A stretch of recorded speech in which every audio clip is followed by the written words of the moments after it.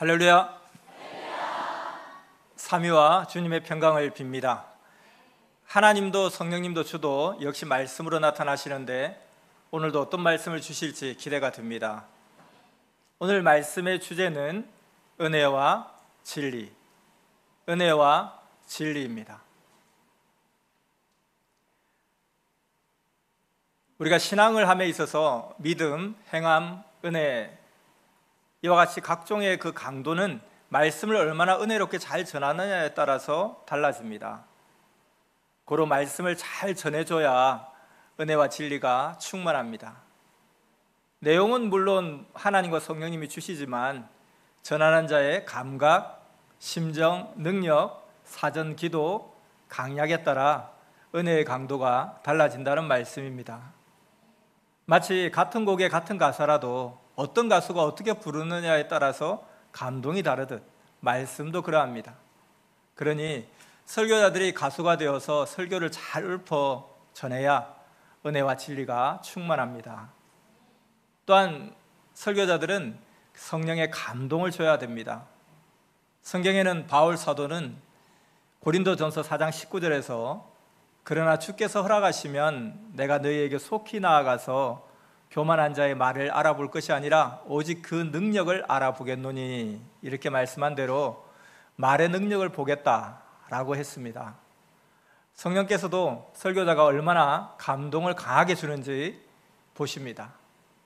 그리고 듣는 자들은 하나님과 성령님이 직접 오셔서 전하시는 말씀이다 이렇게 생각하고 깊이 귀하게 들어야 은혜와 진리가 충만하여서 마음도 혼도 영도 변화가 일어납니다.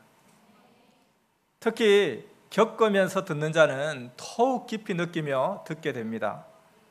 그리고 기도를 많이 하면 영적으로 들리고 깊이 실감나게 들립니다. 그리하여 듣는 자들도 말씀을 받은 자와 같은 심정으로 말씀을 받고 깨달아야 합니다. 이 시간 여러분도 말씀을 받는 자와 같이 말씀을 받는 시간입니다. 말씀은 교육자가 전하여도 말씀을 하신 자는 하나님이시고 겪고 주는 자는 구원의 사명자인 것입니다. 알겠습니까? 자, 지금까지 전한 이 말씀은 항상 설교 전에 전초 말씀으로 설교자들이 꼭 전해주고 모두가 들어야 하는 그런 말씀입니다. 자, 오늘 말씀도 하나님과 성령과 주가 주시는 말씀입니다. 그리고 풍성한 말씀을 주셨습니다. 평소 주일 예배 말씀의 2배 이상의 분량으로 풍성한 말씀을 주셨습니다.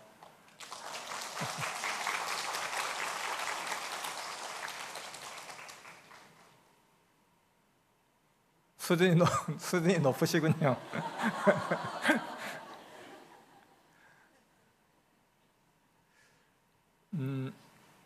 자, 그렇기 때문에 전하는 자는 잘 전하고 외쳐줘야 하고 듣는 자들은 특히 듣는 자들을 위한 말씀이니까 더 잘 듣기 바랍니다. 자, 그러면 오늘 말씀 은혜와 진리가 넘치는 풍성한 말씀 시작하겠습니다. 선생이 사람을 통해 겪으면서 극적으로 하나님의 마음 근본을 깨닫고 하나님을 대하니 그제야 하나님께서 응답해 주시어 하나님과 통하게 되었습니다. 하나님은 사람을 통해서 겪게 하시고 나 하나님의 심정을 알고 대하여라 하셨습니다. 어떤 것을 알게 되었냐 하면 사람들은 목숨을 다해서 잘해주고 도와줘도 선생의 심정과 마음을 몰라주는 거예요. 그래서 선생은 평생 돕고 함께 해줘도 내 마음도 내 해준 것도 몰라주는구나. 역시 사람은 무식하고 무기력한 존재자로 자기밖에 모르는구나 하고 깨달았습니다. 그리고 나서 나도 사람들에게 이런 마음인데 하나님은 인생들을 향해서 오죽하시랴 그런 마음을 가지고 하나님을 대했습니다. 그러니까 하나님과 금방 통하여서 깜짝 놀랐습니다. 이러한 마음으로 하나님께 가니까 하나님은 선생을 사랑으로 대해주셨습니다. 사람마다 좀 다르기는 하지만 대부분의 사람들은 은혜를 받아도 그때만 잠깐 하나님의 해주심을 알고 그때가 지나면 잊습니다. 은혜를 너무 모르고 자기에게 잘해주기만을 원하고 오직 자기만을 위해서 삽니다. 그러하니 하나님은 사람들을 향해 짝사랑을 하고 계시는 것입니다. 짝사랑이라 함은 아무리 평생 사랑하여도 그 상대와는 안 통하는 것이 짝사랑입니다. 그러므로 보낸 자와 믿는 자들이 그 몸이 되어 하나님이 이같이 너희를 사랑한다 하고 알려주고 행해주면 사람들이 받아들입니다. 예수님도 마태복음 5장 13절 이하에 너희는 세상의 소금이니 소금이 만일 그 맛을 잃으면 무엇으로 짜게 하리요? 후에는 아무 쓸데없어 다만 박혀버리워 사람에게 밟힐 뿐이니라. 너희는 세상의 빛이라. 산 위에 있는 동네가 숨기우지 못할 것이요 사람이 등불을 켜서 말 아래 두지 아니하고 등경 위에 두나니 이러므로 집안 모든 사람에게 비치느니라. 이같이 너희 빛을 사람 앞에 비치게 하여 저희로 너희 착한 행실을 보고 하늘에 계신 너희 아버지께 영광을 돌리게 하라. 이렇게 말씀하시면서 너희는 소금이 되어주라. 너희 착한 행실을 보고 그들이 하나님과 나 예수를 믿고 섬기게 하라 하셨습니다. 우리가 항상 명심해야 될 그런 우리의 행동 지침입니다.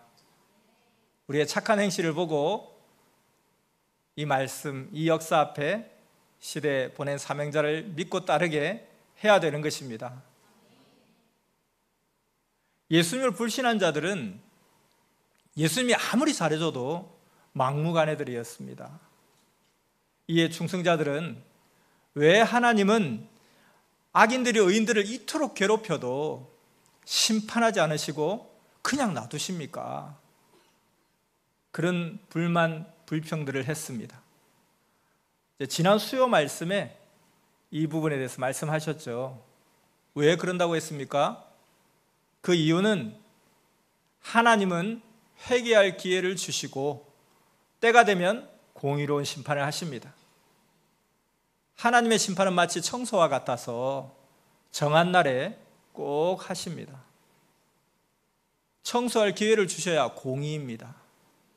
그리고 하나님은 회개의 기회, 청소할 기회를 주십니다. 만일에 회개의 기회, 깨끗게 할 기회를 줘도 안 하면 심판으로 깨끗이 청소하듯이 깨끗이 해버리십니다. 알겠습니까?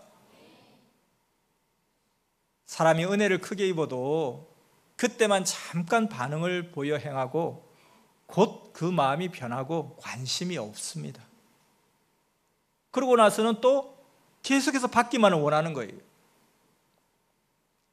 사람은 자기에게 위기가 있고 어려운 문제를 당할 때는 하늘까지 닿도록 애원하면서 하나님이 만약에 해결해 주시면 평생 하나님을 위해 살겠다고 목에 하늘을 걸어놓고 목을 하늘에 걸어놓고 맹세까지 합니다.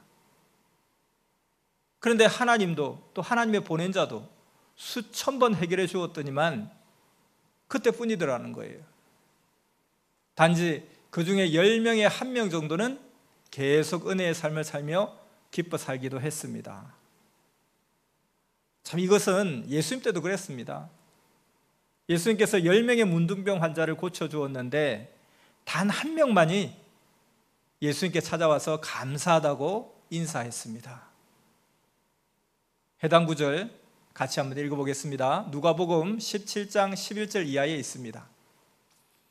예수께서 예루살렘으로 가실 때에 사마리아와 갈릴리 사이로 지나가시다가 한 촌에 들어가시니 문둥병자 10명이 예수를 만나 멀리 서서 소리 높여 가로되 예수 선생이여 우리를 긍휼히 여기소서 하거늘 보시고 가라사대 가서 제사장들에게 너희 몸을 보이라 하셨더니 저희가 가다가 깨끗함을 받은지라. 그 중에 하나가 자기의 낳은 것을 보고 큰 소리로 하나님께 영광을 돌리며 돌아와 예수의 발 아래 엎드려 살해하니 저는 사마리아인이라.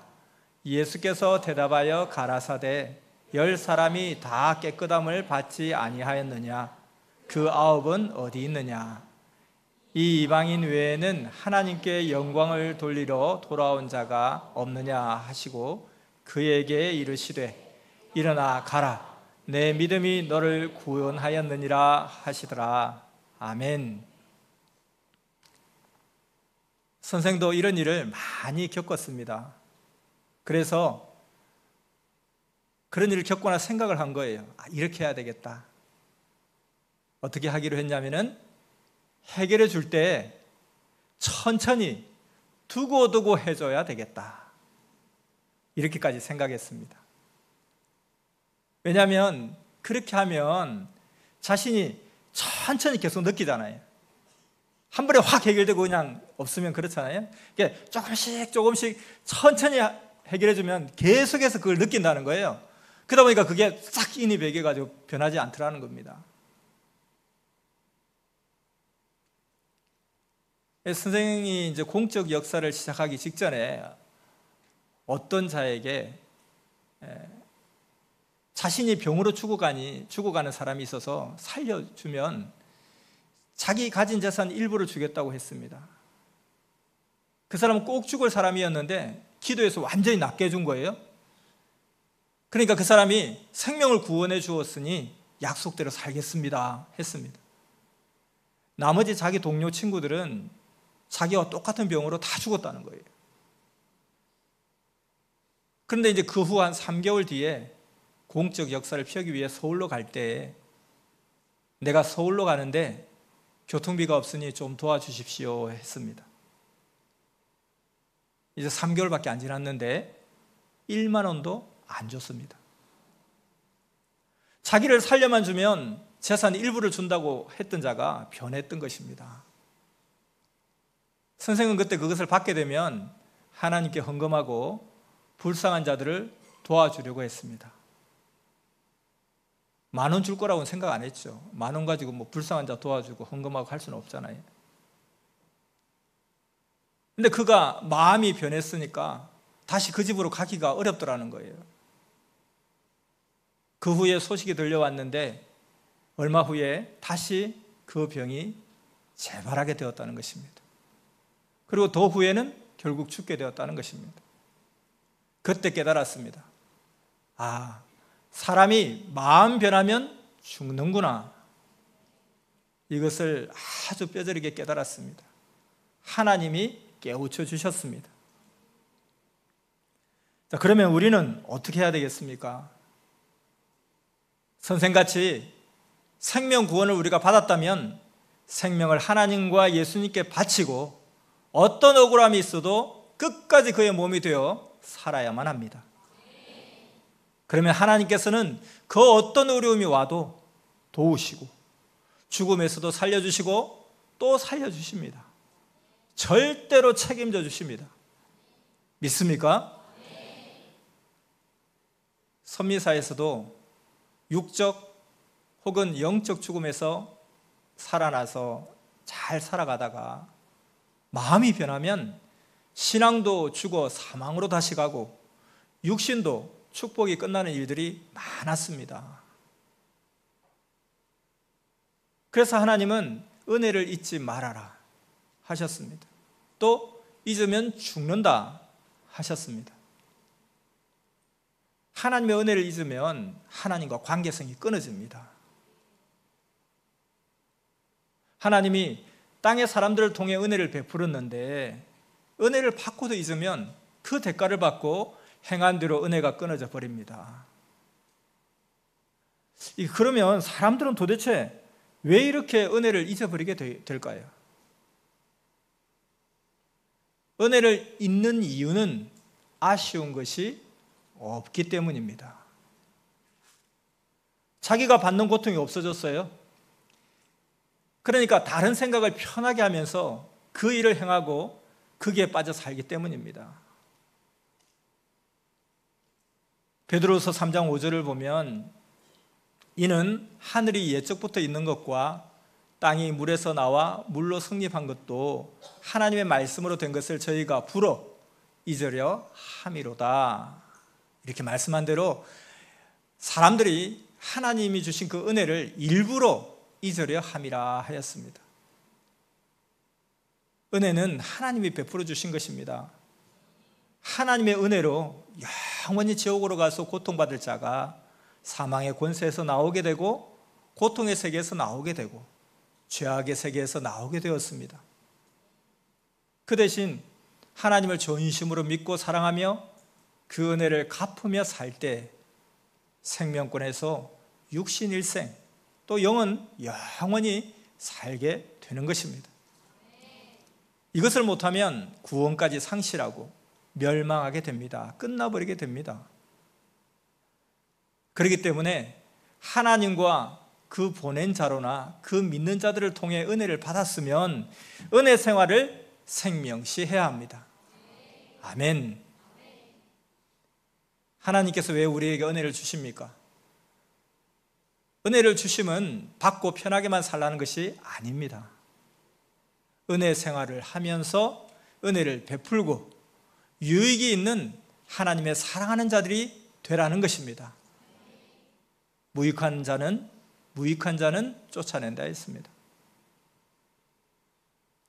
우리가 받은 은혜를 가지고 이 은혜를 복음 전하듯이 하면 은혜의 역사가 세상에 전해져서 그 공적으로 계속 은혜를 받게 됩니다. 그러므로 하나님이 주시는 은혜는 하나의 재산과 같습니다. 낭비하면 망합니다. 하나님께서 은혜가 남아서 값없이 주신 것이 아닙니다. 목적을 두고 주신 것입니다. 그렇기 때문에 달란트를 남기듯 남겨야 합니다. 또 은혜를 주는 것은 계절 따라 비 오듯 눈이 오듯 때 되면 당연히 주는 것이 아닙니다. 사랑하기 때문에, 정말 사랑하기 때문에 이로 인해 영생을 얻고 살고 영생을 얻은 자들은 더 이상 없이 그 희망대로 하나님과 같이 살자고 큰 은혜를 베푸신 것입니다. 믿습니까? 그래서 하나님 주신 은혜는 너무나 다양합니다. 물질과 재물의 은혜, 사랑 은혜, 믿음의 은혜, 환경의 은혜, 좋은 사람 만나는 은혜, 생명을 보호해 주시는 은혜, 거처지 주시는 은혜, 좋은 환경을 주시는 은혜, 보물, 귀중품을 받는 은혜, 건강 은혜, 나무, 돌 등 각종 글작품과 각종 선물입니다. 하나님이 이렇게 은혜를 주실 때에 각종 수천 가지 방법으로 주십니다.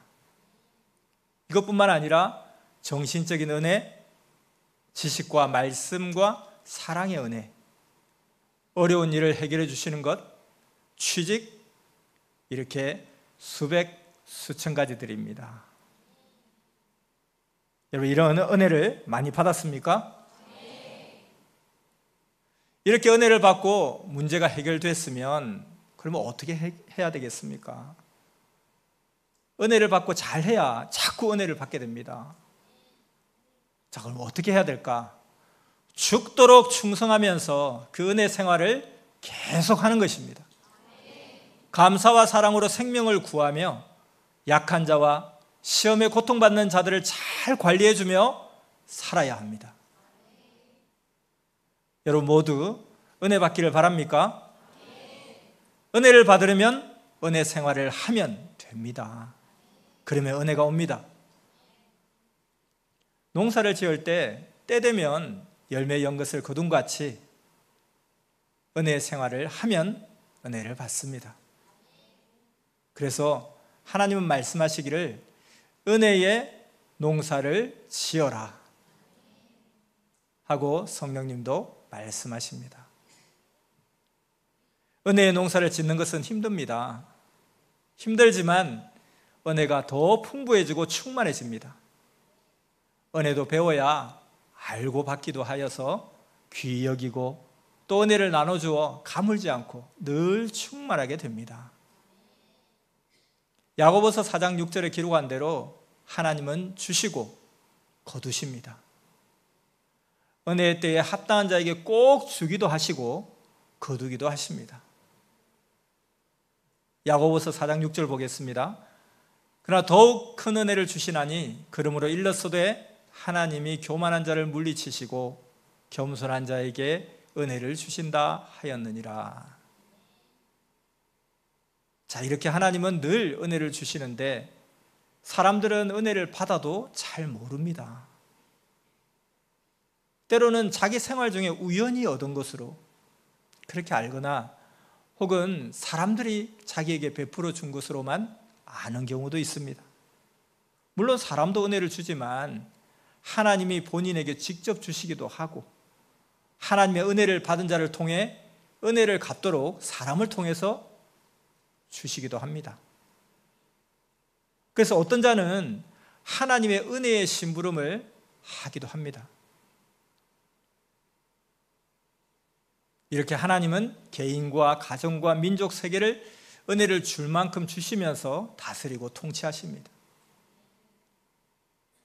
지구에 살고 있는 사람보다 더 많은 천사와 또 땅에 자신을 믿고 사는 수많은 사람들, 자연 만물들, 바람과 물과 지진 등의 자연, 눈과 추위와 더위 같은 기후, 불과 공기와 중력권, 동물들과 생물들, 하여튼 모든 것을 다 사역자로 삼으시고 도우시며 은혜를 주십니다. 만물을 통해서도 은혜를 주신다는 거예요. 시원한 바람이 불어오면 그것 또한 하나님의 은혜일 수도 있다는 겁니다. 또 꿈으로도 계시하시고 영들로도 사역자로 삼으십니다. 그래서 하나님은 정말 우리가 상상할 수 없는 이 모든 것을 다 가지고 은혜를 베푸는데 쓰시니까 전지전능하신 하나님이라는 것입니다. 이같이 구원자와 모든 것을 총동원하여 합당하게, 각자에게 합당하게 은혜를 주십니다. 그래서 내 은혜가 내게 족하도다 하는 고백을 깨달은 자는 하게 되는 것입니다. 여러분, 자기가 받은 은혜에 만족하십니까? 성경을 보면 선한 아벨 자손들에게 하나님은 은혜를 베푸셨습니다. 먼저 선조들이 하나님께 조건을 세우고 은혜를 받았습니다. 그리고 하나님은 후손에게도 계속 은혜를 베푸셨습니다. 아브라함의 자손들인 이삭, 야곱, 요셉 모두에게 은혜를 베풀어 주시어 어디를 가든지 잘되고 형통하였습니다. 이에 대해 성경은 이렇게 기록하고 있습니다. 창세기 17장 6절 이하 말씀입니다. 내가 너로 심히 번성케 하리니 나라들이 내게로 쫓아 일어나며 열왕이 내게로 쫓아 나리라. 내가 내 언약을 나와 너와 내 대대 후손의 사이에 세워서 영원한 언약을 삼고 너와 내 후손의 하나님이 되리라. 아멘. 신약 시대 때도 2000년 동안 환난 핍박 고통 속에서도 예수님을 믿으니 구원받고 계속 잘되고 형통하였습니다. 이 시대에도 예수님이 다시 오시고 시대 사명자가 조건을 세웠고 또 따르는 모든 자들도 사명자를 따라 시대 조건을 세우며 예수님을 믿고 따라오니까 모두 그 후손까지 1000년 동안 형통케 해 주십니다. 그러니 여러분도 은혜 받고 조건을 세우고 은혜 생활을 계속하면 잘되고 형통합니다. 믿습니까? 전지전능하신 하나님의 은혜를 주셔도 그것이 은혜인지도 모르고 자기가 잘하여서 받는다고 생각하고 살면 은혜가 끊어집니다. 은혜에 대해서 정말 깊이 깨닫고 충만한 은혜를 받는 여러분이 되기를 바랍니다.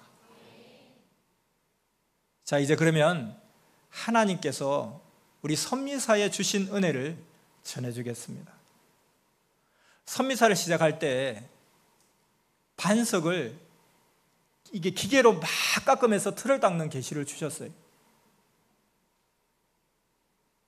그 후에 하나님, 성령, 성자 예수님이 은혜를 베푸셔서 해마다 생명들이 밀려오는 최고 은혜의 역사가 일어났습니다. 그래서 선미사에 주신 첫 번째 은혜는 복음 역사의 은혜입니다. 그 중에 끝까지 남아진 자들이 계속 전도해서 천년 역사가 창대케 했습니다. 두 번째는 육도, 영도 건강하게 강해지게 역사해 주셨고, 때마다 계속 환경과 교회 전설살이 이사 이동할 때마다 그때마다 합당한 은혜를 베풀어 주셨습니다.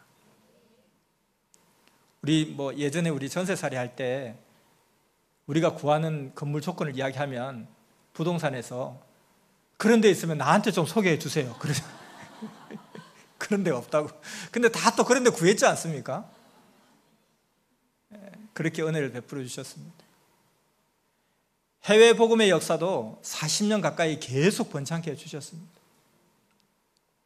해외는 1985년에 첫 복음이 들어갔습니다. 하나님도 예수님도 한국, 일본, 대만 이 세 나라를 해고로 하고 때와 장소를 따라 전 세계로 복음이 전해지게 해주셨습니다.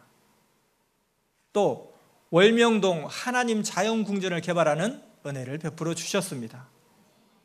섭리인 모두가 쓰도록 각종 작품, 나무, 돌, 지형으로 은혜를 베풀어 주시고 쉬고 기뻐할 장소를 주셨습니다. 자, 또 다른 선미사에 주신 은혜는 하나님이 역사하시어 약수를 주셔서 모두 건강케 되는 은혜를 베풀어 주셨습니다. 이렇게 하나님, 성령, 성자는 매일 그 할 일을 하시면서 미련도 없이 역사를 펴오셨습니다.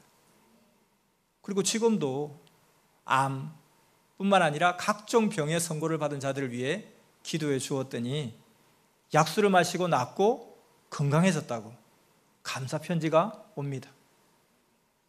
그러므로 여러분이 아프면 기도하고 약수도 마시고 병원 치료도 받길 바랍니다. 이렇게 하나님은 선미사 전체와 자연성전의 은혜를 베풀어 주시고 한국 전국과 세계 각 나라 교회들을 세우시며 은혜를 주셨습니다. 자, 이렇게 앞으로 10년, 20년 계속하면 더욱 강대한 선미사가 되는 은혜를 더욱 베풀어 주십니다. 하나님의 절대적인 천년 역사이니까 역사가 가는 만큼 커집니다. 선미사를 나가는 자들마다 선미사를 두고 악평하며 깨진다, 없어진다 하였습니다. 우리 99년도에도 이제는 선미사 끝났다 했습니다. 2008년도에도 선미사 끝났다고 했습니다. 작년에도 각오를 단단히 했습니다. 그러나 아무 일이 없었습니다. 깨진다, 없어진다 했던 그들이 오히려 사망으로 없어졌습니다. 선미사는 하나님의 것이라 창대케 됐습니다. 선미사는 새 역사입니다. 하나님이 새 시대 말씀을 주시고 선생으로부터 새로 역사를 45년 동안 해와서 이룩한 역사입니다. 지금 우리 선미사는 기독교 2세들이 해온 것입니다. 거의 기독교 2세들이었습니다. 선생도 기독교 2세였습니다. 그러면 기독교 1세대들은 모세 때같이 광야에서 살고 끝났습니다. 그리고 선미사 안에 또 2세들은 선미사에서 크고 자란 자들이 결혼하여 낳은 2세들입니다. 그래서 기독교 2세, 섭리 2세 모두 귀합니다. 뜻을 깨닫고 누가 열심히 하느냐에 따라 주인이 됩니다. 지금도 기독교에서 온 2세들이 많습니다. 이런 자들은 마치 바울과 같습니다. 자, 여러분 말씀 잘 듣고 있습니까? 자, 연속해서 은혜의 말씀 또 전해주겠습니다. 선생은 죽음의 전쟁터에서 하나님, 성령, 성자 예수님께서 은혜를 베푸셔서 성삼위의 사랑과 은혜를 많이 배웠습니다. 베트남 전쟁터에서 인생의 허무함을 절실히 느꼈습니다. 이것은 하나님이 역사를 위해 준비하는 기간이었습니다. 그 후 계속해서 육의 죽음에서 목숨을 구하는 일이 귀함같이 영의 생명을 구해서 영원히 살게 한다는 것이 얼마나 귀한지 더 깨닫게 되고, 이 시대 앞에 많은 의와 공적과 조건을 세웠습니다. 또 베트남 전쟁에서 배운 것이 또 있는데, 그 뭔가 하면 서로 싸우니까 원수가 생기고 적이 생긴다는 것입니다. 이념이 다르니까 한 민족끼리도, 동족끼리도, 한 혈통끼리도, 한 종교끼리도, 사랑한 자끼리도 적이 되더라는 것입니다.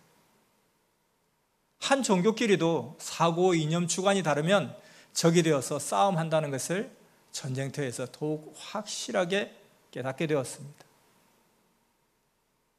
그래서 은혜 받고 잘 살아가다가도 마음이 변하면 과거에 하나님의 은혜 가운데 잘 살던 것도 고통스러웠다고 그렇게 이야기를 한다는 것입니다.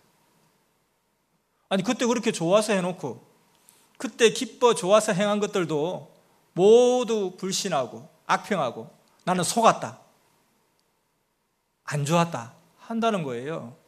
그래서 안 좋았으면 왜 수년 동안, 5년, 10년, 20년 동안 좋다고 스스로 말하면서 기쁘게 살았냐? 그렇게 물으면 힘들었지만 참고 있었다, 그렇게 말한다는 거예요.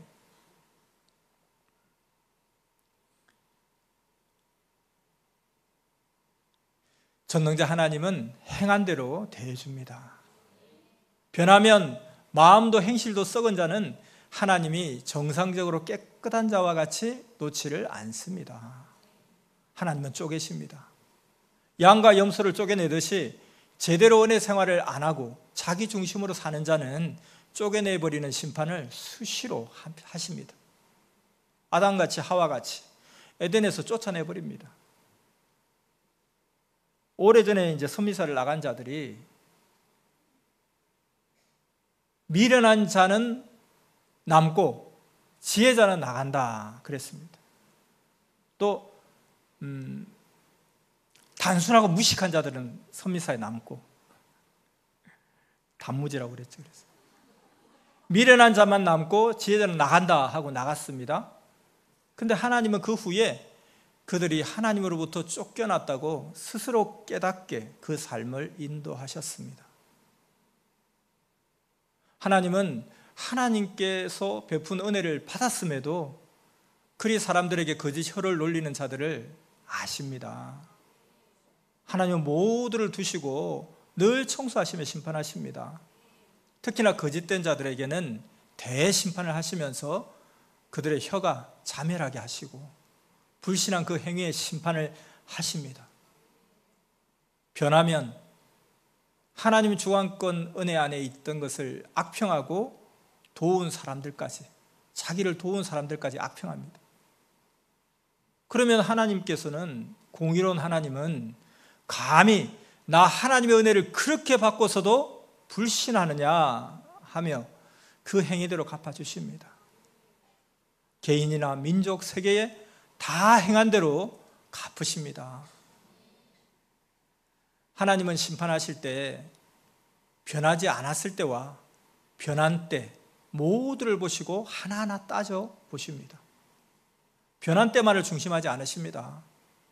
변하기 전에는 잘 지내며 기뻐 행하다가 변하고 나면 과거에 자기가 각종으로 행한 대로 하나님께 은혜 받은 대로 말하지 않고 달리 말하기 때문입니다.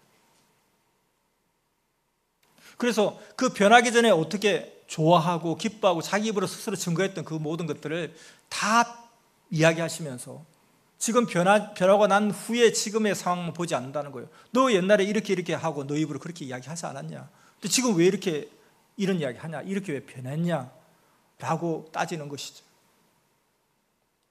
요한계시록 22장 15절에 보면 개들과 술객들과 행음자들과 살인자들과 우상 숭배자들과 및 거짓말을 좋아하며 지어내는 자마다 성밖에 있으리라. 이렇게 말씀한 대로 거짓말하는 자는 모두 성밖에 쫓아내십니다. 또 하나 하나님의 큰 은혜를 말해주겠습니다. 하나님의 큰 은혜 중에 큰 은혜는 하나님을 보여주는 것입니다. 이것은 일생에 한 번 있을까 말까 한 은혜입니다. 성령님이 주는 큰 은혜도 자신을 보여주심입니다. 보여주는 은혜입니다. 주의 은혜 중에 큰 은혜도 주의 얼굴을 보여주는 것입니다. 여러분은 모두 이러한 은혜를 다 받았지 않습니까? 진실로 귀하게 여겨야 보여주십니다. 선생님은 예수님을 볼 때 정말 귀하게 여기고 보았고 너무 귀한 것이기에 모두에게 귀히 가르쳐 전해주었습니다. 성경의 선지자도 중심인물도 왕들도 거의 하나님을 봤다는 자가 없습니다. 기록에는 확실하게 나오지 않았습니다. 다만 하나님이 말씀을 하시고 선지자나 구원자로 도우시고 함께해 주신 것은 많이 나옵니다. 아브라함, 모세, 얼마나 성경에서 유명한 인물입니까? 이들도 하나님의 음성을 들었습니다. 모습을 보지 못했습니다. 모세가 하나님을 봤다고 하는데 하나님의 뒷모습을 봤다고 했습니다. 출애굽기 33장 18절 이하의 말씀 다 같이 읽어보겠습니다. 모세가 가로되 원컨대 주의 영광을 내게 보이소서. 여호와께서 가라사대 내가 나의 모든 선한 형상을 내 앞으로 지나게 하고 여호와의 이름을 내 앞에 반포하리라. 나는 은혜 줄 자에게 은혜를 주고 긍휼히 여길 자에게 긍휼을 베푸느니라. 또 가라사대 내가 내 얼굴을 보지 못하리니 나를 보고 살 자가 없음이니라. 여호와께서 가라사대 보라 내 곁에 한 곳이 있으니 너는 그 반석 위에 섰으라. 내 영광이 지날 때에 내가 너를 반석 틈에 두고 내가 지나도록 내 손으로 너를 덮었다가 손을 거두리니 내가 내 등을 볼 것이요 얼굴은 보지 못하리라. 아멘. 이렇게 모세가 하나님을 봤어도 뒷모습만 겨우 봤다고 했습니다.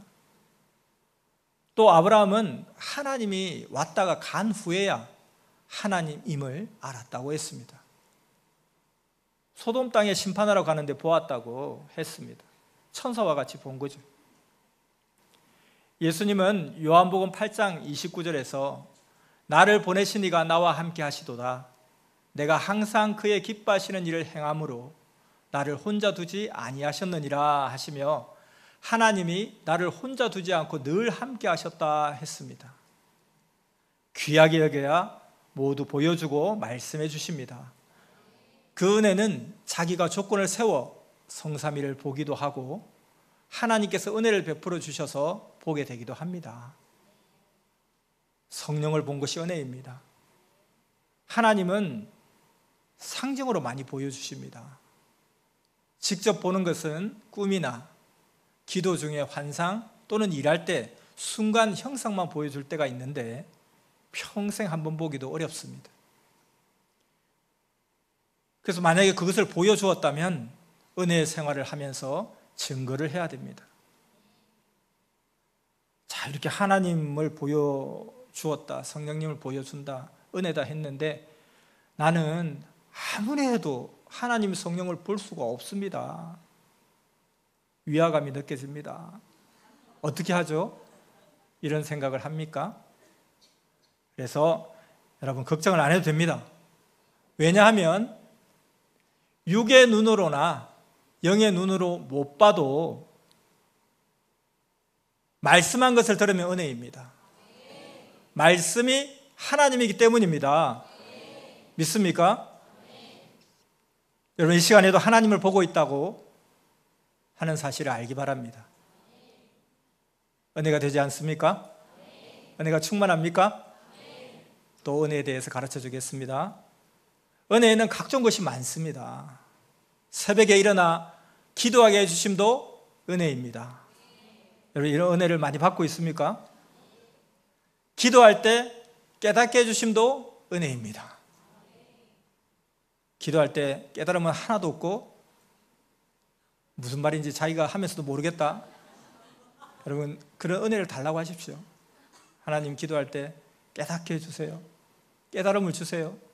은혜를 구해야 은혜가 더 잘 옵니다. 또 더 큰 은혜 있습니다. 바로 사랑해 주는 은혜가 그리 큰 것입니다. 천년의 새 역사는 하나님께서 인생들을 신부같이 사랑의 대상으로 가까이 대해주시는 사랑의 은혜 시대입니다. 이를 깨달으라고 은혜를 주시기도 합니다. 그러나 저도 모르면 더 이상 은혜를 주지 않으십니다. 하나님이 나를 사랑하신다는 것 얼마나 큰 은혜입니까? 이 시대는 천년 이상 세계의 역사로 하나님께서 사랑으로 대할 만큼 대해주십니다.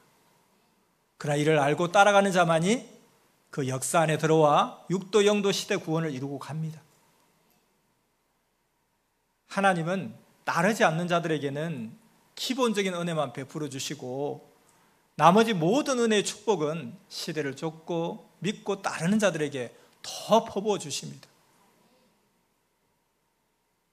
하나님은 말씀으로 돕고 함께 하시는데 말씀을 안 들어 마음이 통하지 않으면 괴롭게 하시고 형벌을 주어서 깨닫게 하시기도 합니다. 이는 예레미야 10장 18절에 잘 나와 있습니다. 여호와께서 이같이 말씀하시되 보라 내가 이 땅에 사는 자를 이번에는 내에 던질 것이라 그들을 괴롭게 하여 깨닫게 하리라 하셨느니라. 아멘. 그렇게 하나님은 때로는 사랑하는 자에게 깨닫게 하시려고 괴롭게 할 때도 있습니다. 그렇게 뜻대로 기어이 하게 하시고 그래도 안 들으면 형벌만 주고 다른 자를 쓰십니다. 그래서 작으나 크나 은혜를 잊으면 은혜도 구원도 순간 사라지고 잃어버리게 됩니다. 신앙인들이 그 누구는 잊어도 그 무엇은 잃어도 하나님 성령님 주만큼은 절대 잊지 않을 것 같은데 그런데 실상은 수시로 잊어버립니다. 안 잊어버리려면 어떻게 해야 될까? 불이 붙어야 하고 말씀의 생활을 해야 잊어버리지 않습니다. 잊으면 죽는다 했습니다. 이 말은 잊으면 끊어진 전깃줄과 같다 하는 것입니다. 또 잊으면 스마트폰의 배터리가 다 떨어진 것 같다. 그래서 통하지가 않는다는 것입니다. 안 통해지니까 할 일을 못합니다. 이와 같이 기억에서 잊으면 죽은 것입니다. 그래서 잊으면 죽는다 하신 것입니다. 생각에서 할 일을 잊으면 생각날 때까지 못합니다. 그것이 행함이 없으니 죽었다 함입니다. 그러다 다시 생각나면 산 것이죠. 그럼 생각났을 때 행해야 합니다. 뇌에서 생각에서 잊으면 하나님과 성령께서 그 뜻을 이루시지 못하니까 죽은 것이죠. 그래서 하나님 성령 주를 잊지 않음이 산 것입니다. 그것이 곧 은혜입니다. 잊으면 하나님이 주시는 말도 전달이 안 됩니다. 하나님을 생각해야 성령께서 감동으로 전해주시는 말씀을 마음으로 생각으로 받게 됩니다. 그러므로 전능자 하나님을 잊지 않음이 은혜입니다. 자, 오늘 이같이 낱낱이 그의 은혜를 기록하여 전하니 이 말씀을 생명시하고 귀히 여기고 행하는 자들에게 은혜가 충만하기를 바랍니다. 우리가 전능하신 하나님과 성령과 주께 은혜를 받아도 그것이 은혜인 줄을 모르니 하나님과 함께 행하지 않게 되는 것입니다. 그러니 불만도 서운함도 가지게 되었습니다. 또한 사탄의 침범과 악한 자들의 유혹으로 받은 은혜들을 상실하게 하였습니다. 이것을 정확하게 알면 속는 자에게 속임을 받지 않을 것입니다. 그러므로 확인하고 확실히 하는 것이 또 큰 은혜입니다. 또 감동을 줬을 때 깨닫는 것이 큰 은혜입니다. 여러분 모두 이런 은혜를 받고 깨달아 신앙의 천재가 되기를 바랍니다. 그래야 영원히 황금천국에서 영이 사랑을 누리며 하나님을 사랑하며 사는 것입니다. 그래서 깨닫는 것이 은혜입니다. 월명동에는 하나님의 은혜를, 그 주신 것의 실체를 눈으로 볼 수 있는 것이 많이 있습니다. 희귀종 나무 글작품은 수백 년씩 길러서 주셨습니다. 받고 순간만 좋다고 하지 말고 죽을 때까지 쓸 때마다 감사하고 연구하면서 하나님, 성령, 성자, 예수님까지 사랑하며 은혜의 말을 하며 써야 합니다. 알겠습니까? 좀 죄송하게도 나무가 다 그 나무가 그 나무 같고 돌이 다 그 돌이 그 돌 같고 그냥 돌이구나, 참 이런 마음이 들 때 왜 저렇게 돌 보고 저렇게 좋아하실까? 왜 저 나무 보고 저렇게 좋아하실까? 뿌리가 바깥으로 튀어나오는데 그럼 뭘 그렇게 튀어나왔구나 그러는데 너무 참 죄송합니다, 사실. 그러니까 선생님이 원래 저렇게 나무에 대해서 좋아하시고 돌에 대해서 좋아하시나 보다, 그게 아니고 정말 하나님이 주신 것에 대해서 정말로 감사하고 감격하는 그런 모습인데, 좀 회개를 많이 하면서도 자꾸 바꾸려고 하는데 한순간에 바뀌지는 않더라고요. 여러분 너무 자포자기 낙심하지 마시고 자꾸 또 보면서 감동받고 깨달으려고 하면 좀 달라지지 않겠습니까? 자, 또 이제 오늘 은혜와 진리가 풍성한 시간인데요, 이제부터 또 중요한 말씀 전합니다. 귀를 쫑긋 세우고 잘 듣기 바랍니다. 지혜로운 자는 이것을 안 하니 원작이 있는데, 자 여기 원작이 있는데 그와 비슷하든지 그 본 형태와 만약에 모양이 닮았으면 그 상징을 압니다. 그러면 그것을 보고 기뻐하며 좋아함이 지혜라는 거죠. 자, 하나님은 비유해서 말씀하시고 교훈하시며 하나님의 위대한 진리를 깨우쳐 주셨습니다. 그런데 미련한 자들은 이 원작품과 그 모양과 형상이 똑같아야만이 이해하고 믿어주고 원작 취급을 한다는 거예요. 그리고 교훈을 삼고 기뻐한다는 것입니다. 그런데 이 지구 세상에 아예 원작과 똑같은 것은 없다는 것입니다. 그러니까 자기하고 똑같이 생긴 얼굴도 하나도 없어요. 근데 너무 신기하죠. 80억 인구 중에 내하고 똑같은 얼굴이 하나도 없어요. 그러면 지구가 생긴 일에 수천억 명이 있었지 않았겠습니까? 수천억 명. 그 중에 나하고 똑같은 얼굴이 하나도 없다는 거예요. 이 지구 세상에 원작과 똑같은 것은 단 하나도 없어요. 만물도 그렇습니다. 그래서 원작과 비슷한 것을 보여주면 원작을 받은 것 같이 기뻐해야 합니다. 이게 전지전능하신 하나님의 지혜를 배워야 한다는 건데, 사람인데 어떤 동물과 성격과 특성이 비슷하고 형성과 모양이 닮았으면 저 동물 같다, 저 동물 닮았다고 하는 것입니다. 이같이 지혜자와 천재는 의미와 뜻, 특성이 같으면 그것과 같다고 즉시합니다. 아예 똑같아야만 하나님이 비유하시고 상징한다고 생각하면, 만약에 사람을 독수리로 비유할 때 사람과 독수리가 입도 같고 털도 같고 발도 똑같아야 한다는 건데, 그러면 하나님이라도 이 세상에 비유할 것이 세상에 하나도 없다는 것입니다.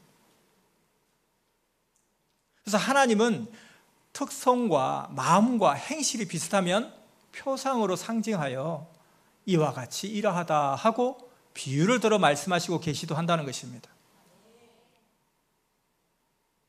자, 이것을 잘 이해해야 뒤에 말씀에 잘 들어갈 수 있습니다. 미련하면 계시도 안 줍니다. 말귀를 알아들어야 계시를 잘 줍니다. 자, 그래서 선생은 월명동은 21가지의 형상을 가진 신비한 곳이다. 사람, 용, 독수리, 별, 보자 등의 모양으로 원작과 각종으로 비슷하다 하고 깨닫고 말했습니다. 이후에 이제 월명동 형상에 대해서 이야기해 주는데, 용의 모양이지 않냐 하는데 용하고 다르잖아요. 똑같지 않잖아요. 이렇게 하면 안 된다는 것입니다. 그러면 하나님도 비유할 게 하나도 없다는 거예요. 가령 자기가 좋아하는 것이 있다 합시다. 꼭 그같이 생긴 것만 좋아하고 인정하면 하나님이 주고 싶으셔도 하나님이라도 없어서 못 줍니다. 비슷하게 모양이 생겼으니까 제2의 그것이다 하시면 주십니다. 늘 그리해주며 역사에 오셨습니다. 자, 그런 방향으로 월명동에 자기를 상징한 작품도 주셨고 선미사를 상징한 지형 형상도 주셨습니다.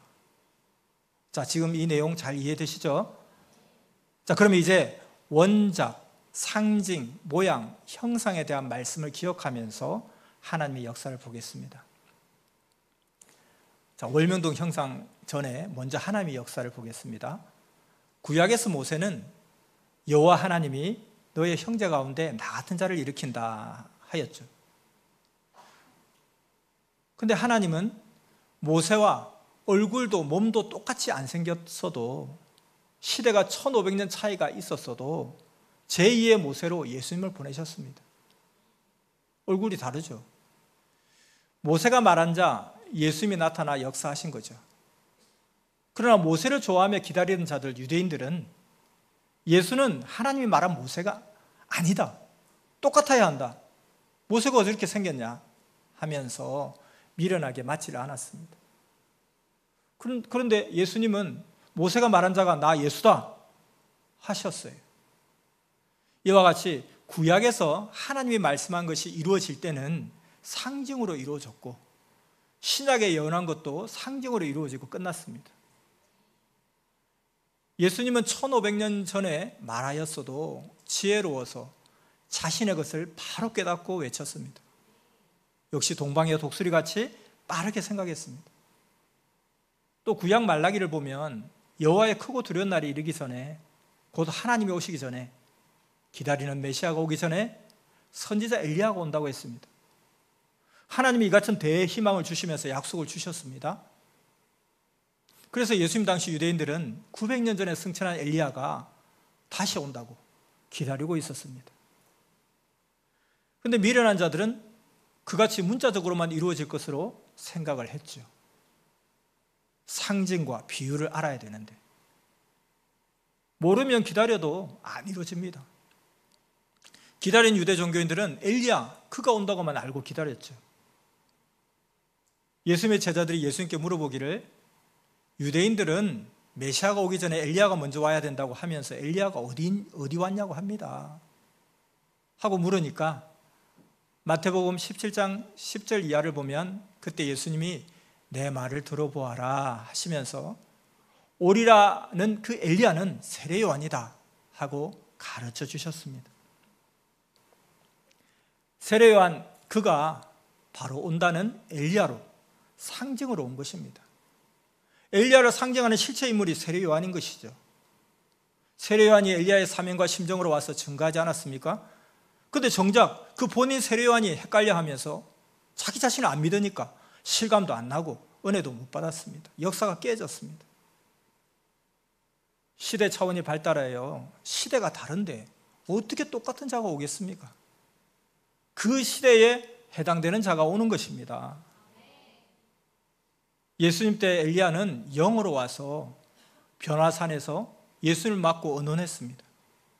영으로 새로운 역사에서 할 일을 돕고 함께 했습니다. 그러나 육의 세상에는 육 있는 자 세례 요한이 실체로 행했습니다. 자, 이같이 반드시 똑같은 자가 오지도 않고 똑같은 자를 보내지도 않습니다. 시대가 다르니까 수천 년씩 발달해서 차원이 높아졌기 때문이죠.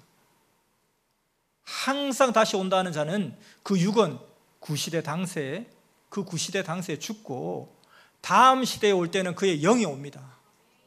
그리고 새 시대 실제 오는 자는 육신 가진 자, 그 시대 사람인 것입니다. 이것이 절대 이치고 천륜의 법칙입니다. 예수님도 다시 오신다 하시고 영이 오셨어요.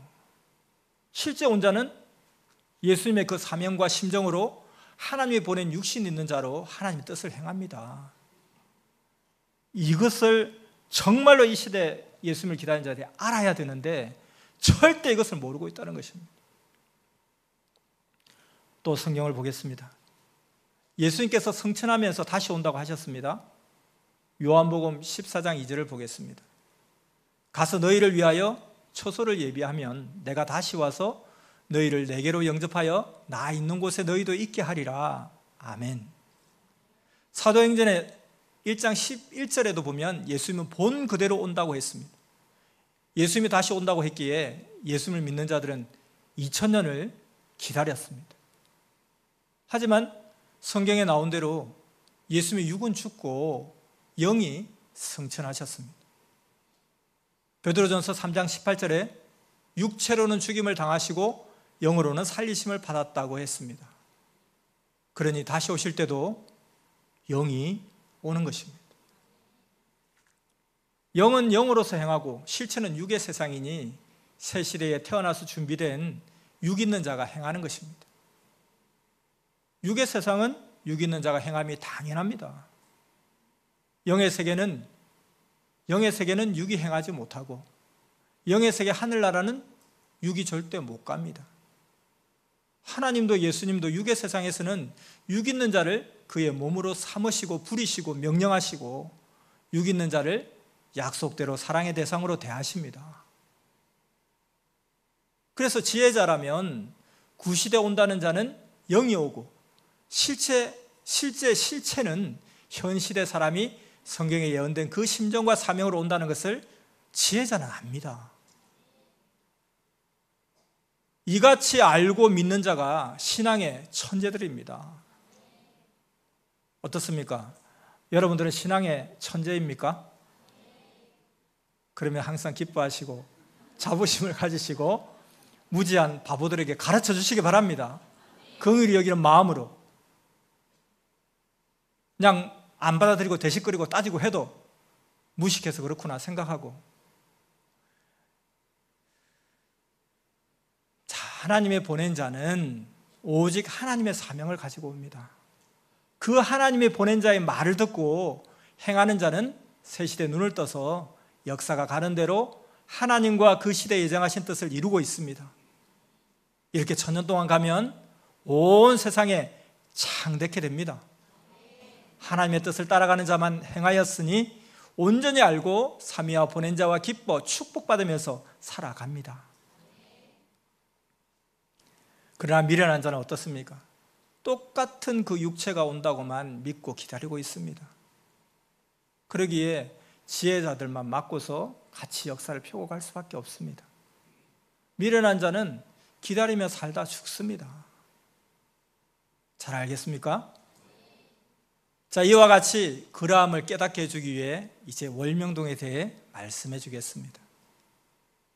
자, 하나님은 내가 너에게 준 선물과 작품들은 원작의 제2의 모습과 모양이다 라고 말씀하시면서 하나님의 섭리 역사를 펴라고 월명동에 어떤 본체 실체와 지형이 꼭 똑같지 않아도 상징으로 닮은 형상을 선물로 많이 주셨습니다. 자, 앞서 말한 원작과 닮은 것에 대해서 이야기합니다. 그리고 그것을 하나님이 우리들로 더 완성해서 얻고 이루게 하셨습니다. 자, 지금부터 월명동에 대한 영상 설명을 많이 해줄 텐데요. 이 부분에 오늘 퀴즈가 있습니다. 자, 나중에 퀴즈 문제를 발표하겠는데요. 이 부분이 지금 퀴즈 범위입니다. 자, 지금부터 설명하는 이 모든 월명동의 설명을 이렇게 자세하게 이렇게 좋게 설명을 해주시는 원인이 무엇일까? 이 답을 찾으면서 들어보시기 바랍니다. 자, 화면을 보면서 말씀 듣겠습니다. 월명동에는 보화가 많습니다. 하나님이 선물의 원작도 창조하시고 실체 있는 것과 비슷한 모양으로 창조해 주신 것도 있습니다. 그 형상이 21가지나 됩니다. 사람의 형상과 모양 같은 산이 각 6개나 되고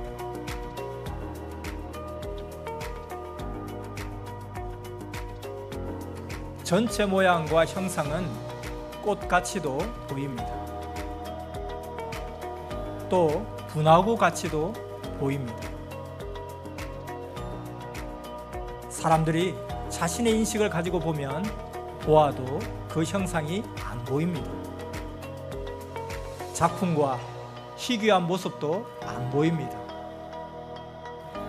진산 쪽, 목골 쪽, 성막리 쪽, 다리꼴 쪽, 회꼴 쪽, 동서남북으로 모두 하늘 높이 해발 400m 이상 솟아올라 있으니 월명동은 타원형 분화구 같습니다. 이렇게 그동안 말해줘도 모릅니까? 사물을 보는데 둔해서 그러합니다. 좀 더 말해주겠습니다. 다리꼴 바닥에서 보면 가물가물 월명동이 하늘에 치솟았습니다. 진산에서 월명동까지 오름길이 3km가 됩니다. 진산 쪽에서 보아도 진산에서 점점 높여 3000m 길로 경사져 올라와서 마치 분화구 같습니다.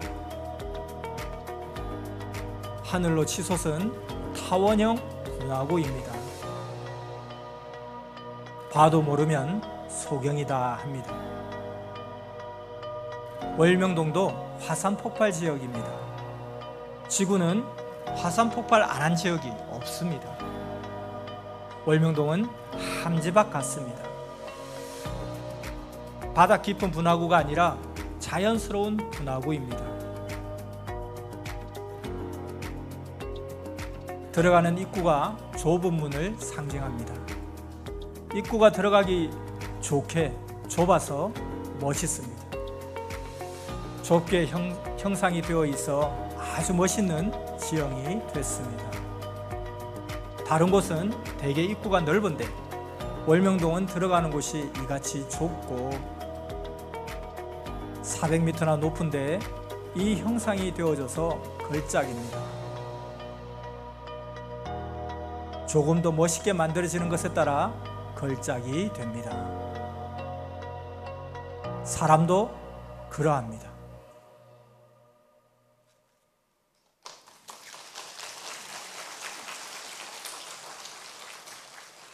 하나님, 성령님, 예수님도 자세히 보라 하시며 설명도 해주시고 깨우쳐 줬습니다. 선생이 배운 대로 말을 해주겠으니 정말 잘 들어보기 바랍니다. 은혜와 진리가 충만해질 것입니다. 자, 분화구에 대해, 타원형 분화구라 했는데 분화구에 대해 화면을 보며 더 설명해 주겠습니다. 분화구도 수십 가지 형체가 있습니다. 완전히 샘 같은 분화구, 그릇 같은 분화구, 입구가 골짜기라 타원형 모양으로 된 분화구가 있습니다. 바로 월명동이 타원형 분화구입니다. 분화구 중에 타원형이 최고 좋은 분화구입니다. 월명동은 아주 입지 조건이 좋습니다. 고로 돌로 조경을 하여 앉는 자리도 만들었습니다. 샘같이 깊이 파인 분화구는 입구가 없어 눈 구경밖에 못합니다. 전체 들어가는 문이 없는 곳은 개발을 못합니다.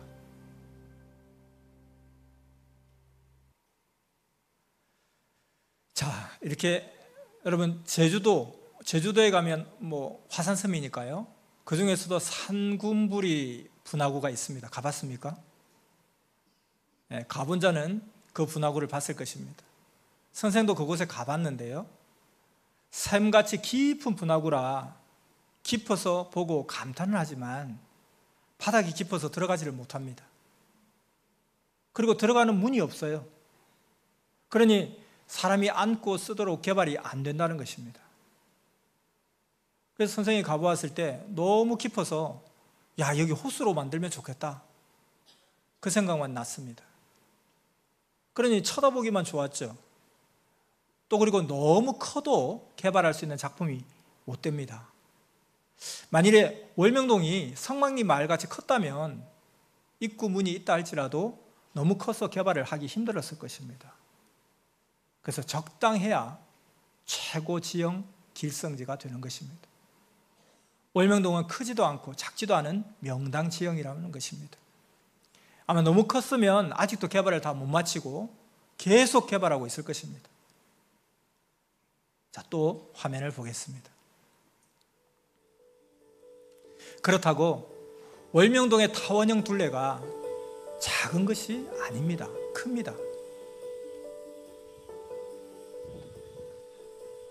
한 바퀴 능선을 따라 돌아보면 1시간 걸립니다. 316관 끝에 조산으로 올라가는 선생 가족 묘지 능선길이 있습니다.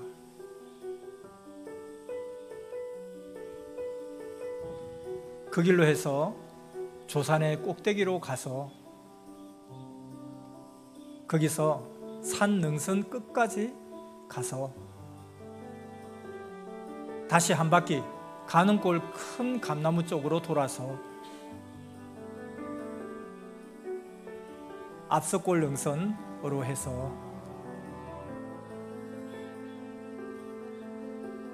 별봉정 능선으로 대둔산 보는 전망대 능선에서 잔디밭 능선으로 해서 동그래산 능선으로 앞산 능선에서 월면동 올라가는 입구 초소 능선까지입니다.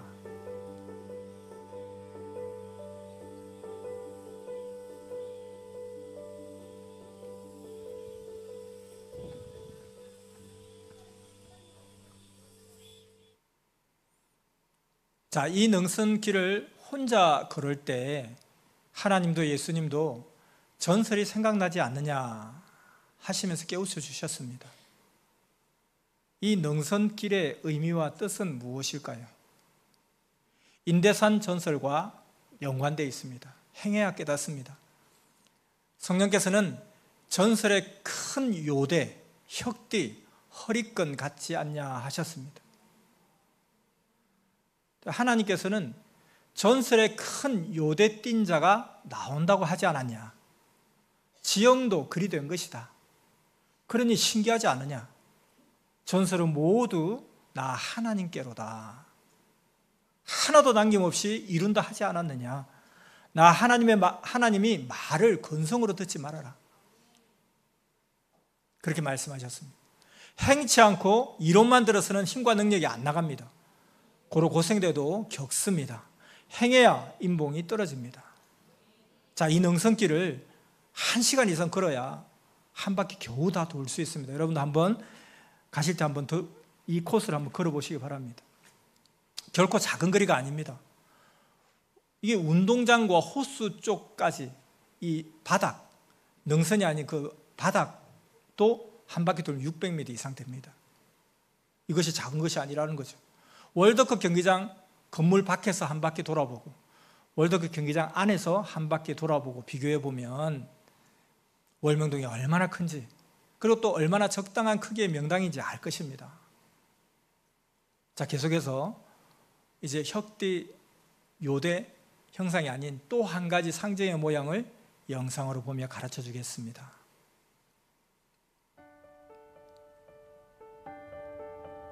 월명동은 마치 우승컵 모양으로 생겼습니다.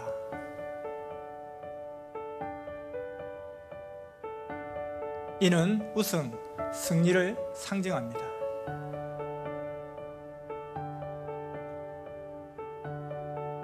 하나님은 모든 것을 그와 같이 그러하다 하고 말씀하십니다.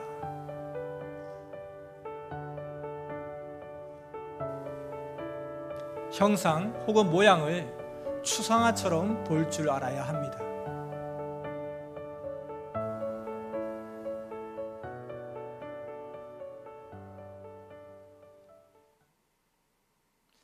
자, 지혜자와 천재들은 하나님의 비유를 들어 말씀하심을 깨닫고 잘 압니다. 마태복음 13장 34절 이하에도 예수님은 강력하게 말씀하셨습니다. 다 같이 읽어볼까요? 예수께서 이 모든 것을 무리에게 비유로 말씀하시고 비유가 아니면 아무것도 말씀하지 아니하셨으니 이는 선지자로 말씀하신 바 내가 입을 열어 비유로 말하고 창세부터 감추인 것들을 드러내리라 함을 이루려 하심이라. 아멘.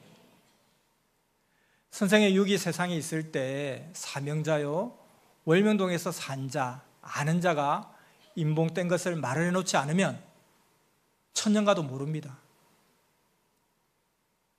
여러분도 잘 모르겠죠? 이렇게 듣지 않으면. 그래서 예수님 때 말씀 안 해놓으신 것은 신약 역사 2000년이 돼서도 모릅니다. 예수님이 다시 와서 사명자를 통해 말해주니 이제야 알게 되는 거죠. 선미사 46년 반세기 가까이 외쳐서도 지금도 선미사의 소경들은 몰라서 물어옵니다. 그래서 모두 잘 가르쳐주니 선생에게 배우기를 바랍니다. 하나님은 지형도 본체와 비슷하면 이와 같다 하십니다. 성경의 비유도 모양과 형상, 뜻이 비슷하면 그것으로 비유했습니다. 똑같아야 되지 않습니다. 하나님은 짐승으로 사람을 비유하시고 나무나 돌 등 만물로도 사람을 비유하여 말씀하십니다. 하나님의 그 지혜와 이치를 깨닫기 바랍니다. 사람과 전혀 달라도 비슷한 특성만 있어도 그것으로 비유하여 깨닫게 해주시는 것을 알아야 합니다. 이것을 모르면 실제 이루어져도 모릅니다. 월명동에는 하나님께서 각종으로 창조해 놓으신 보물들이 많습니다. 월명동을 비유로 마치 형상 모양이 무엇과 같다 함은 지혜자와 지식자만 압니다. 실제 확인하며 인식하고 보아야 합니다. 그래야 은혜가 됩니다. 그래야 성령이 충만합니다. 또 예술의 대가들은 배워서 잘 압니다.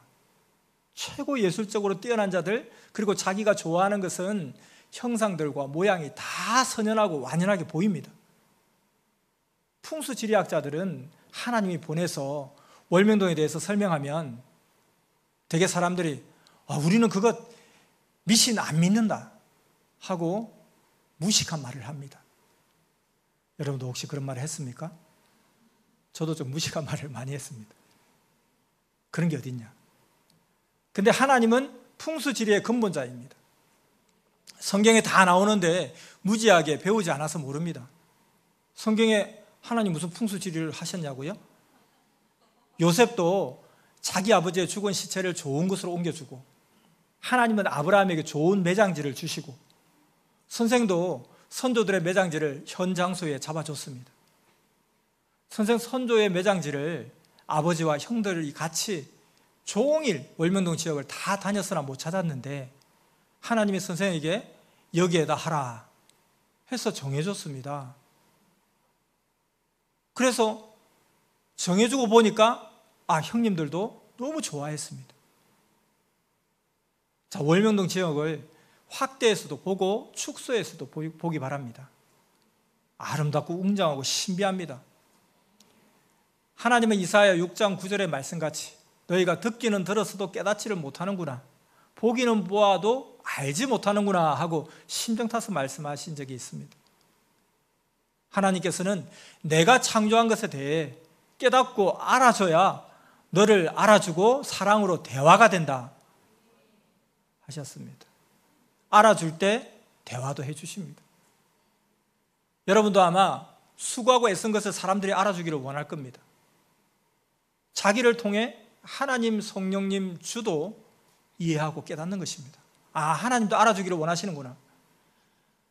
하나님이 창조한 것들, 그 중에서 특히 월명동 하나하나를 온전히 깨닫고 선미사도 다양하게 보고 자기와 천지 만물도 그와 같이 그러함을 알고 감사 영광 돌리기를 바랍니다. 잘 듣고 있습니까? 원래 여기까지 말씀을 썼는데 추가로 더 전해주겠습니다. 월명동 지역을 설명을 잘 전해줄 테니 잘 듣고 속 시원하게 온전하게 전해주기를 바랍니다. 자, 자세히 설명해 줄 테니 듣고 하나님이 주신 곳을 늘 보면서, 여러분 이제 월명동 가면 이제 더 이 내용을 가지고 자세히 보면서 알고 보고 감사하고, 그러면 하나님과 성령님 선생과도 말이 잘 통할 것입니다. 모르는 자는 죽을 때까지도 모르다 죽는 것입니다. 이것이 억울한 것이죠. 모르면 행치 못하니까 자기 영이 못생긴 대로 그대로 연계가는 것입니다. 그 위치에서 거지같이 살고 고통을 겪습니다. 근데 알고 행하고 살면 영이 의의 미인영이 되고 영광의 권세를 받은 영이 되어서 황금천국도 가서 영원히 누립니다. 세상에서 알고 행한 자는 환난, 고통, 억울함을 받아도 그 영과 육은 하나님이 함께 하십니다. 자, 오늘 구체적으로 설명하고 그 모양과 형상을 설명해주고 불러주겠습니다. 모두 그동안 월명동을 보았으니까 월명동을 생각하면서 화면을 보며 듣기 바랍니다. 자, 앞에서 분화구 형상, 우승컵 모양 형상을 말해줬으니 이어서 말해주겠습니다. 화면을 많이 넣어서 가르쳐줍니다. 쭉 이어서 화면을 보겠습니다. 세 번째는 월명동 별 모양입니다. 월명동은 5골짜기로 별 모양입니다. 잔디밭 골짜, 앞산 골짜, 올라오는 골짜, 앞섭골 골짜, 성령길 가는 골짜기입니다. 운동장 중앙을 중심해서 이같이 5골짜기로 별 형상입니다. 유대인들은 별자리에서 기다리는 자가 하늘에서 온다고 합니다. 네 번째는 최고 크게 보아야 합니다. 용 형상입니다. 대둔산에서 산맥이 극기봉으로 그리고 감난산으로 S자로 꿈틀꿈틀 굽이쳐 내려와서 그 머리가 월명동에 머뭅니다. 월명동은 용의 머리로 보입니다. 올라가는 입구가 용머리입니다. 화면으로 봐요. 항상 보는 방법은 형상까지만 잘라보는 것입니다. 추상적으로 보아야 합니다. 5번째는 독수리 형상입니다. 두 날개는 감남산 정자산맥과 극기봉 쪽 양합판 쪽입니다. 목이 감남산으로 뻗어내려와서 월명동 전체는 머리입니다. 독수리 부리는 올라가는 정문 골짜기입니다. 다리는 진덕날산 주차장 쪽 긴 능선입니다. 6번째 월명동 형상은 꽃 형상입니다. 하늘에서 보면 큰 꽃같이 생겼습니다. 장미꽃 혹은 백화꽃 혹은 푸짐한 목단꽃 같이 보입니다. 꽃은 여자를 상징하고 신부를 상징합니다. 7번째, 명당지형 형상입니다. 좌측용 우백호로 되어 있습니다. 좌측산은 용 같고 우측산은 백호랑이를 상징합니다. 갖췄으면 명당이라 합니다. 하나님은 모든 것을 계획적으로 아름답고 신비하고 웅장하게 창조하셨습니다.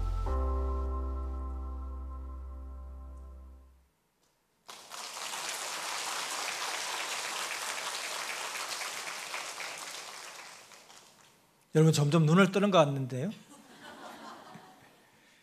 명당을 보는 풍수지관들이 100년 동안 월명동 쪽에 명당이 있다고 늘 찾으러 다녔다고 했습니다.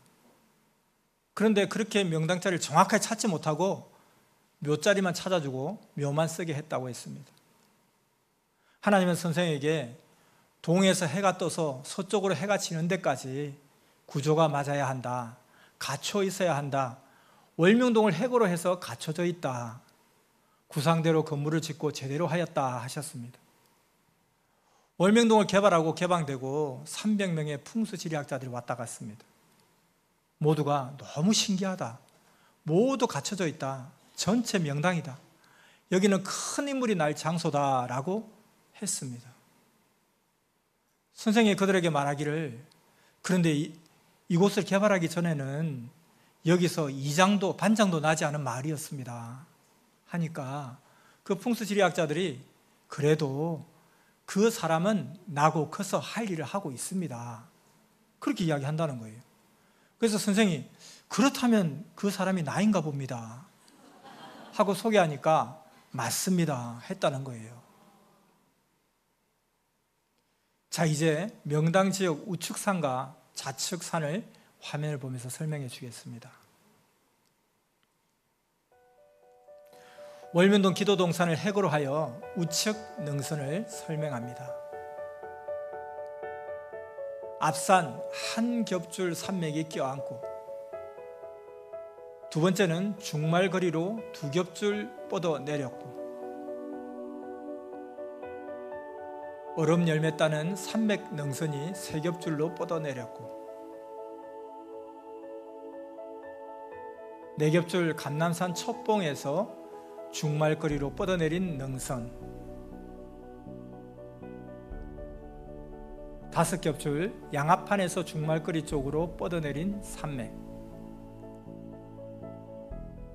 여섯 겹줄 진덕날 산맥이 뻗어내리고, 마지막 일곱 겹줄로 극기봉에서 큰 산맥이 뻗어내려서 인대산으로 가서 월명동을 껴안았습니다. 사진으로도 화면으로도 잘 보입니다. 기도동산을 해고로 하고 이제 좌측 능선을 설명합니다. 성령폭포 좌측 우측 두 능선이 별봉정에서 뻗어내려 두 겹줄로 감아싸고, 해뜨는 조산이 동쪽으로 세 겹줄로 감아안고, 네 겹줄은 월명동으로 올라오는 정문초소 우측으로 뻗어내려간 산맥입니다. 다섯 겹줄로 월명동 가파른 길을 올라가면서 건물 있는 우측 산맥이 쭉 뻗어내렸습니다.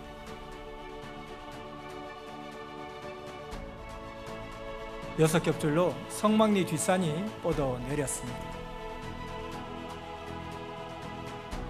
일곱 겹줄로 청교아집 뒷산 별봉정으로 해서 가는골 능선 산맥이 크게 뻗어내려서 인대산으로 감아 쌌습니다.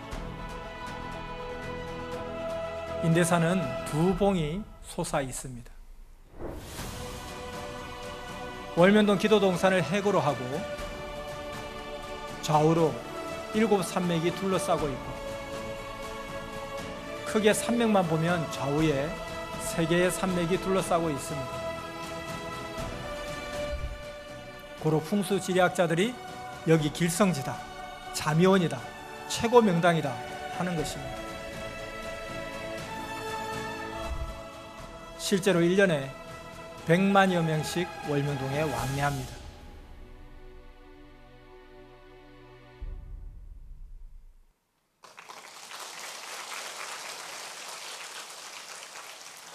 저마다 전문적으로 연구한 자들은 자기가 전문한 그 면으로 보고 말하고 평가합니다. 고로 근본은 맞고 말의 표현은 다르게 말합니다. 이 같은 이치로 모두 깨닫는 지혜자가 되어야 하나님도 선생도 답답하지 않고 주는 축복도 제대로 받습니다. 종교도 그렇습니다. 모두 자기 센터 쪽으로 분야대로 말합니다. 기독교는 메시아 예수님이 다시 온다 하고, 불교는 미륵불 부처가 다시 온다 하고, 정감록 비결에는 결혼을 안 한 도령, 그 도령이 와서 이상세계를 만들고 다스린다고 하고, 정도령이 온다 하고, 공자를 섬기는 자들은 신공자가 온다고 하고, 풍수지리학자들은 왕이 난다고 하고, 백성들은 큰 지도자가 온다고 말합니다. 모두 하나님이 그 시대 해고로 보내는 한 사람을 두고 종교마다 여러 가지로 말하는 것입니다. 그리고 그를 믿고 따름이 자기를 기다린 자를 만나는 것입니다. 성령께서 말씀하시기를 이같이 말하면 그 이치를 깨닫는 지혜자가 되라. 할머니, 할아버지, 부모님들이 누가 온다고들 말하지 않았느냐? 전설도 그리하고 시대의 말귀를 모두 알아들으라. 모두 자세히 알아듣게 자세히 선생이 풀어주는 것이다 하셨습니다. 그리고 선생도 늘 내게 배우라. 하나님, 성령, 예수님이 가르쳐 주셨다 합니다. 성령께서 또 말씀하시기를 월명동 형상을 말해주니 잘 듣고 지형을 보아라. 신비하게 창조한 하나님께 영광을 돌려라. 이같이 창조해놓고 이 시대 사명자를 낳게 하였다. 그가 시대 말씀을 전하니 모두 듣고 몰려와 천년 역사를 이루게 되었다 하셨습니다. 이 시간도 주신 말씀 듣고 은혜와 진리가 충만케 하십니다. 여러분, 은혜와 진리가 오늘 충만합니까? 자, 그러면 월명동 형상 모양을 또 말해주겠습니다. 8번째 월명동 형상 모양입니다. 어떤 신비한 모양일까요? 과일 모양입니다. 과일 모양. 화면을 보면서 말씀 듣겠습니다. 이 모양 형상은 풍수지리학자들 모두 동일하게 보고, 보는 자마다 한눈에 보고 말들 합니다.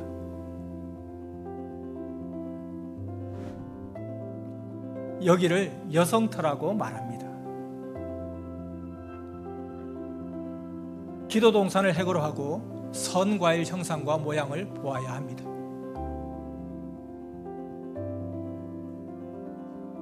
좌우로 둘러싼 산맥을 보아야 합니다.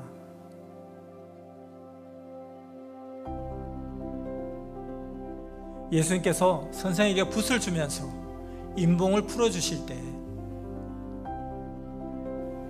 축소로 보고 확대로 보라 하시며 자세히 보아야만 확실히 안다 하셨습니다. 좌우 둘러싼 산맥과 돌조경 좌우로 보고 산맥을 보세요. 이는 신부 상징입니다.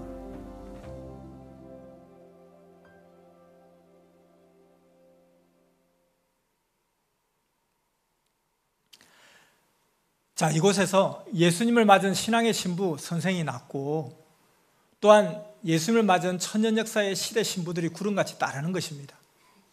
하나님이 이와 같이 사랑의 장소로 창조해 놓으신 이곳에다 사연있게 천년궁을 만드시고 창조 목적 역사를 천년 동안 시작하셨습니다. 그러므로 이곳은 시대를 따른 자들을 상징하는 사랑의 신부터입니다. 고로 간혹 선미사 사람 중에 기가 세고 일을 잘 저지르는 자들도 있습니다.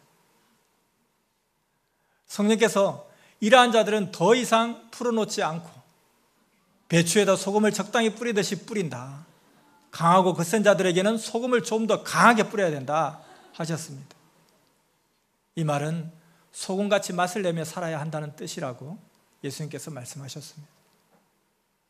월명동 21개 형상들의 길을 받고 전도하며 잘하는 자는 잘합니다. 관리하고 부지런히 내적 외적 사명들을 더 늙어 얼굴이 박고랑이 되기 전에 더 열심히 해야 됩니다. 다시 월명동 형상 모양을 말씀하겠습니다.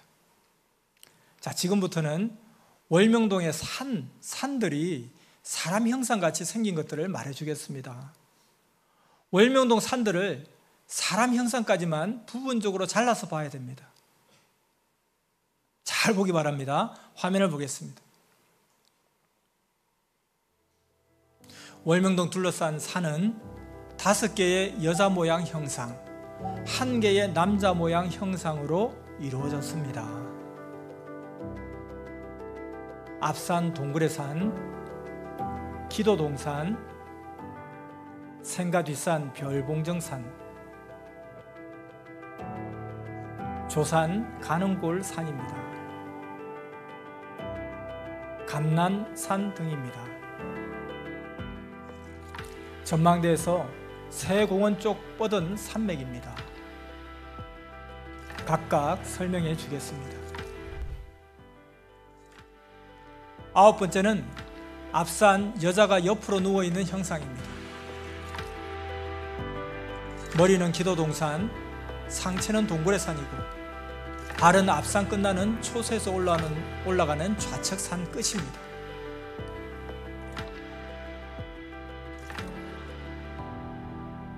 이 형상 가운데 부분에 하나님은 야심작을 구상하고 만들었습니다. 자세히 보면 미리 다 만들어 놓았습니다.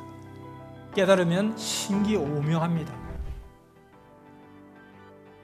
발 형상들 놓은 곳은 어떤 부위인가 자세히 보면 압니다.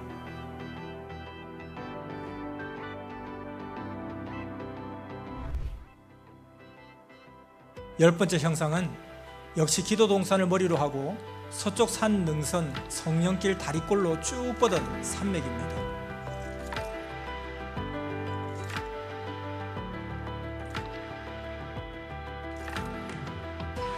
여자가 엎어져 있는 형상이고 양쪽 팔 좌우로 운동장을 아는 모양입니다.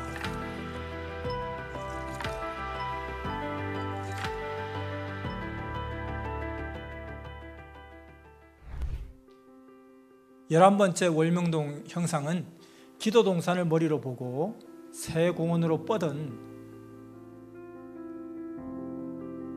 S라인 산맥 형상입니다. 서북쪽으로 뻗었습니다.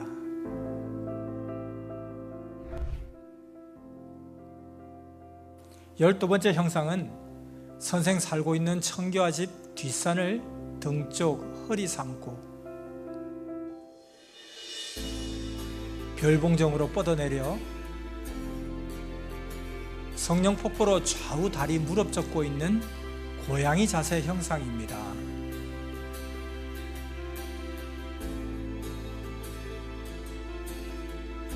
머리는 기도동산으로 보아야 합니다.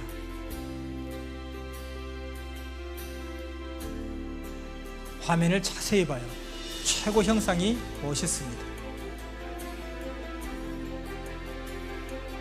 실감나는 모양 형상입니다.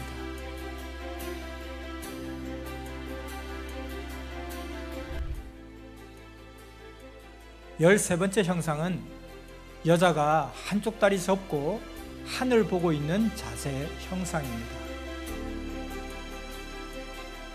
조산 해 뜨는 산이 등 허리 상체이고 가는골 능선이 왼쪽 팔뚝입니다. 두 다리 중 한 다리는 문턱 바위로 접고 있고 한 다리는 초소에서 올라오며 볼 때 우측 산으로 쭉 뻗어 내렸습니다. 왕족의 바위 가봤죠? 두 산 사이에 있습니다.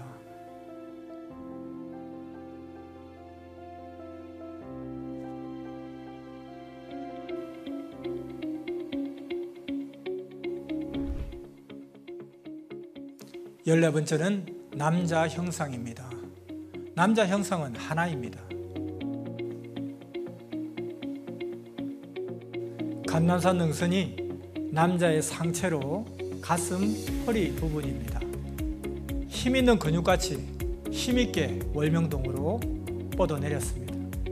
감난산 팔각정 방향이 좌측 팔입니다. 우측 팔은 양하판 쪽으로 펼쳐져 있습니다. 머리는 중앙 작은 봉이고 두 다리는 우측은 앞산으로 쭉 뻗고 좌측은 전망대로 해서 별봉정으로 무릎을 약간 구부리고 서 있는 건강한 남자 모양입니다.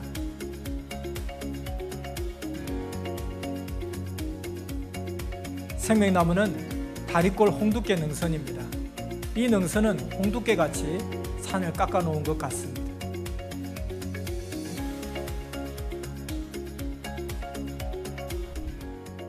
옛날부터 월명동 동네 사람은 남자 상징 홍두깨산이라고 하였습니다. 성경에 나오는 생명나무 산이기도 한 것입니다.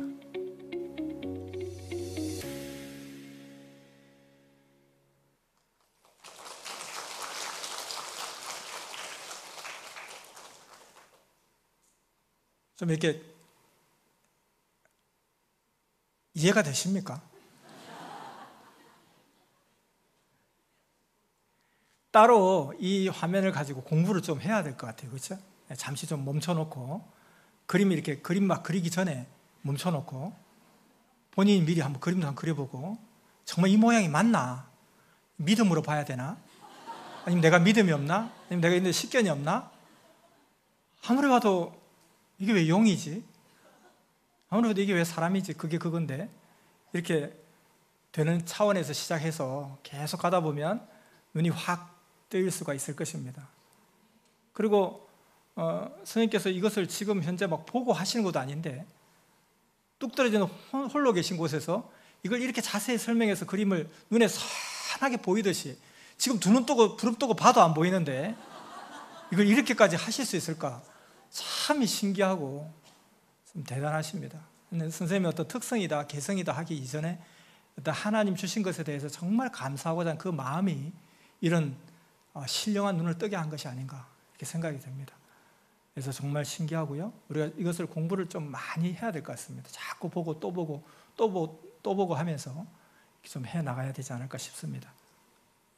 자, 성경도 풀어야 신기하듯이 월명동도 모양 지형을 풀어야 신기하고 웅장하고 아름답다는 것입니다. 크게 확대로 보아야 잘 웅장하게 보입니다. 풍수지리에 전지전능하신 자는 하나님이십니다. 지구 땅 모든 것의 형상 모양을 아십니다. 자, 이제 또 마지막 화면을 보겠습니다. 이 밖에도 이미 가르쳐준 대로 백보자 형상,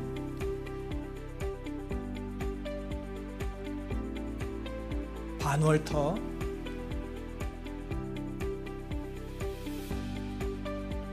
월드컵 운동장 모양, MW 형상,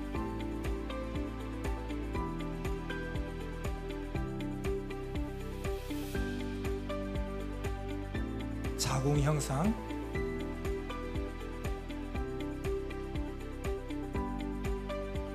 (316) 형상,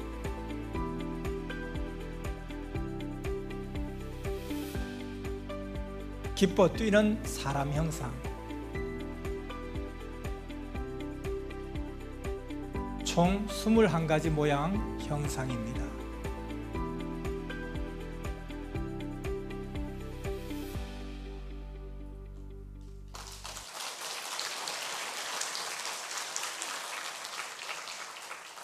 자, 이렇게 이제 모든 지형 모양 설명이 끝났습니다. 귀한 것을 주신 성삼위께 감사와 영광의 박수 보내겠습니다. 자, 설명도 이같이 풀고 사람도 이같이 풀어야 됩니다. 이 귀한 장소에 이제 모두 월명동에 와서 제대로 알고 보기 바랍니다. 창조의 아름다움과 그 만든 대로 쓰이는 신기한 것에 감사하면서 하나님과 성령과 성자와 예수님께 영광을 돌리고 지형 모양같이 우리도 개성대로 신비하게 아름답게 웅장하게 살아야 되겠습니다. 지형의 형상이 지금은 나무가 커서 뚜렷하게 잘 안 보이지만 옛날에 산을 밭으로 사용하고 나무도 없었을 때 정말 30년 전에는 이 지형이 세밀하게 보였습니다. 이제 그리 알고 모두 이 지형의 선생들이 되어서 질이나 형상과 모양들을 보는 자가 답답하게 설명하지 말고 답답하게 생각하는 자들에게 잘 알려주기를 바랍니다. 선생을 낳은 집은 기도 동산 끝자락에 있습니다. 회개 장소에서 선생을 낳은 것입니다. 자, 주 하나님의 평강을 빌며 성령 안에서 축복합니다. 자, 이제 배웠으니까 여러분도 풍수지리학자와 같습니다. 믿습니까? 오늘 말씀 제목 잊지 않으셨죠? 은혜와 진리. 여러분 모두에게 은혜와 진리가 충만하기를 빕니다. 말씀 마쳤습니다.